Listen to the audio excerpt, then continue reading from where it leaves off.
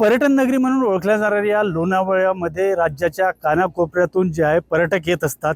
इथं नवीन वर्षाचं स्वागत करण्यासाठी इथे तसंच इथं ख्रिसमस जो आहे तोही साजरा करण्यासाठी या मावळच्या या पर्यटन नगरीमध्ये येत असतात।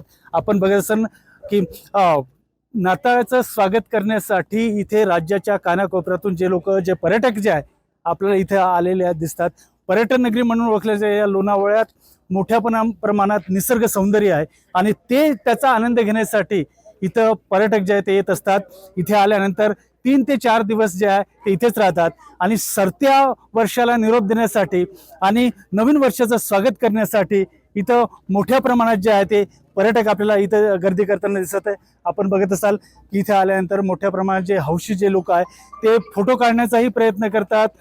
ही जी छबी आहे इथली जी लोणावळ्याची छबी आहे ते आपल्या कॅमेरामध्ये कैद करण्यासाठी इथे बरेचसे लोक जे ते व्यस्त झालेले आहे आणि त्याचा आनंद आणि नवीन वर्षाचं स्वागत करण्यासाठी मोठ्या प्रमाणात गर्दी जी आहे ते लोणावळ्यात झालेली आहे। दिलीप कांबळे, साम टीव्ही, मावळ।